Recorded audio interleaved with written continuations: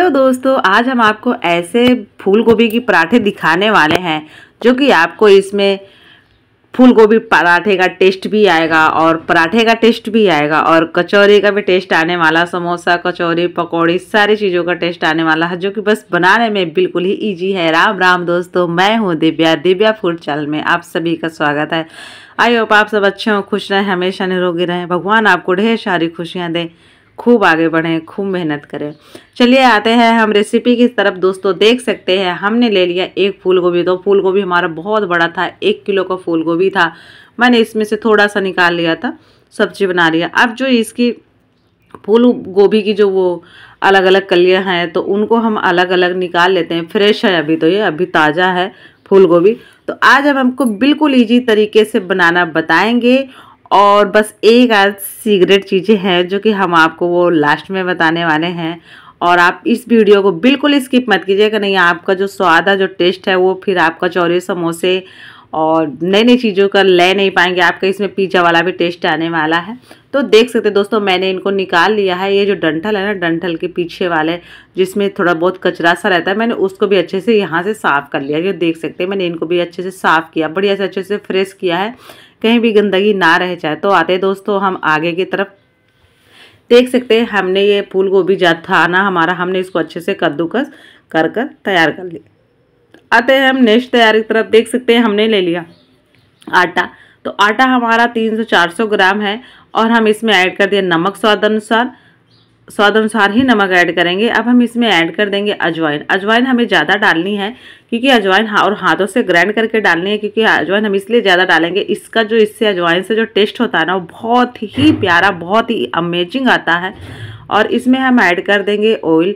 Oil हमारा मूंगफली का है, आप चाहे तो घी भी ऐड कर सकते हैं। घी तो जरूर, घी ऐड करें और अच्छी बात है, और चाहे तो ऑयल, पर ऐड जरूर करिएगा। ऐड करेंगे तभी मज़ा आएगा। तो हम इसमें थोड़ा थोड़ा करके पहले पानी ऐड करेंगे, थोड़ा थोड़ा ऐड करते हैं, इकट्ठा ज़्यादा डालेंगे तो पता चला बनाने से लिमिट से ज़्यादा गीला हो गया, तो इसलिए हम यहाँ पे थोड़ा थोड़ा ऐड करेंगे। तो फ्रेंड, किसको फूल गोभी के पराठे बनाने नहीं आते हैं, जिसे नहीं भी आते हैं ना, उसे मैं आज बता रही हूँ और वो भी अलग अलग तरीके से बता दूंगी। आपकी कभी फूल गोभी की या आलू के पराठे कभी ज़िंदगी में फटने वाले नहीं है। देख सकते हैं मेरा आटा बहुत ज़्यादा गीला हो रखा है ना, तो आप इसी तरह से आटे को खूब गीला कर दें। आप जितना ज़्यादा हो सके ना आप उतना गीला कर दें आटे को। तो देख सकते हैं मेरा आटा बहुत ज़्यादा गीला है, तो मैं इसमें थोड़ा थोड़ा सा ऑयल लगा देती हूँ। बहुत गीला आटा, इतना गीला कि कंट्रोल नहीं हो रहा, देख सकते हैं। तो इसमें मैं चारों तरफ से ऑयल अच्छे से लगा के इसको फिर मैं अच्छे से रख देती हूँ 10-15 मिनट के लिए रेस्ट के लिए ढक के। हमने इसमें कढ़ाई ले लिया, ऑयल ऐड कर दिया है और जीरा ऐड कर दिया है। अब हम इसमें सौंफ ऐड करेंगे, 1 चम्मच ही ऐड करेंगे, और अजवाइन ऐड कर दिए हैं तो हम इसमें भी अजवाइन ऐड करेंगे। और ये रही हमारी बारीक कटी हुई प्याज है, तो हम प्याज को 1 कटोरी ले लिए हैं। प्याज भी हम इसमें 1 कटोरी भर के ऐड करेंगे। और ये हमारी मिर्ची है, मिर्ची भी हमने ज़बरदस्त हरी मिर्ची बहुत सारी डाली है, इससे क्या टेस्ट बहुत ही अच्छा आता है, बहुत ही ज़्यादा। तो आप हरी मिर्ची ज़रूर ऐड करें, इस चीज़ का ध्यान रखना। तो देख सकते हैं मैंने इसको अच्छे से मिला लिया। और ये रहा हमारा अदरक लहसुन का पेस्ट। तो आप यहाँ पे अदरक और लहसुन का पेस्ट जरूर ऐड करें, क्योंकि आप इनको ऐड करेंगे ना तो ही आपका जो टेस्ट है ना, जो स्वाद है ना, बहुत ही अच्छा आने वाला है, बहुत ही अमेजिंग आने वाला है। और भी आप एक्स्ट्रा कुछ धनिया वगैरह ऐड करना, वो भी ऐड कर दें। मैंने इसमें डाल दिया है धनिया पाउडर, लाल मिर्ची पाउडर, और क्या बोलते हैं हल्दी, और ये गरम मसाला।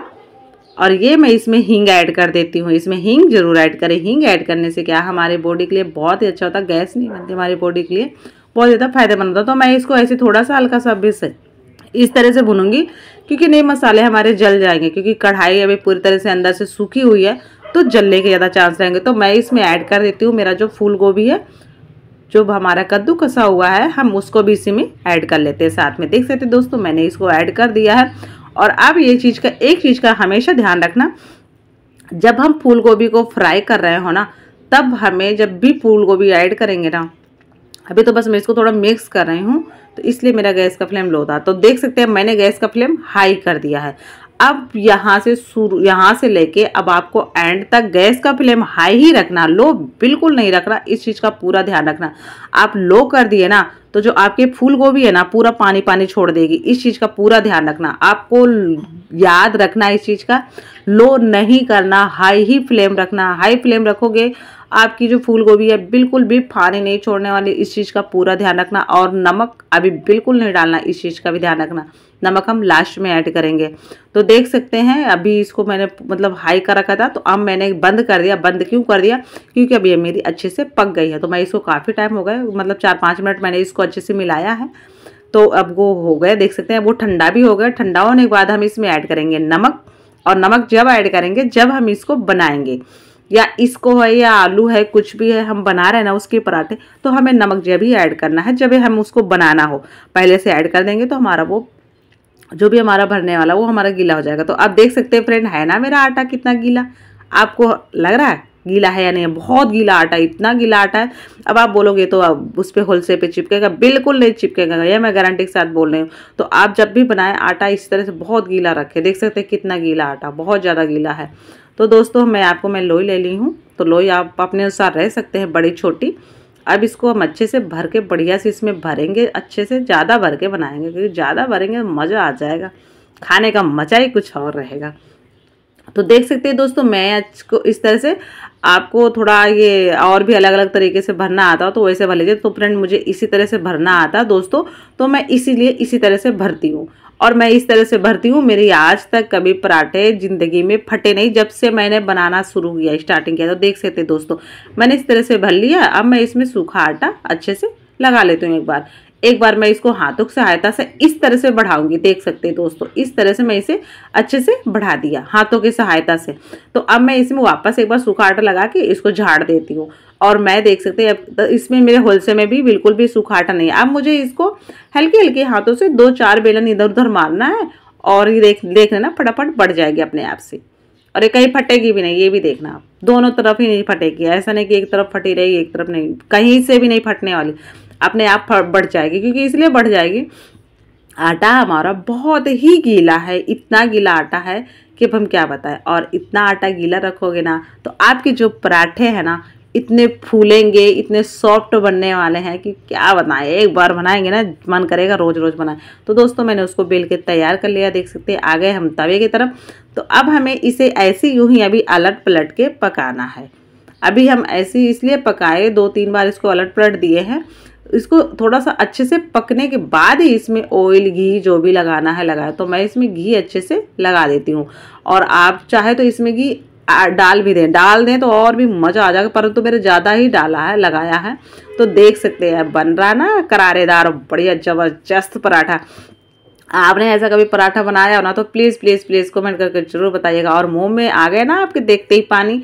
आप जब इस पराठे को खाएंगे ना आपको स्वाद ही नहीं पता चलेगा कि आपने फूल गोभी के पराठा बनाया या आलू के पराठा बनाया या मूली के पराठा बनाया। सच में बोला, इस तरह का बनाए ना तो आप भी क्या याद करेंगे यार। इसमें जितना ज़्यादा घी डालेंगे ना उतना करारेदार बनेगा, परंतु हाँ 2-3 बार अलट पलटने के बाद ही पकाएं, इस चीज़ का ध्यान रखना।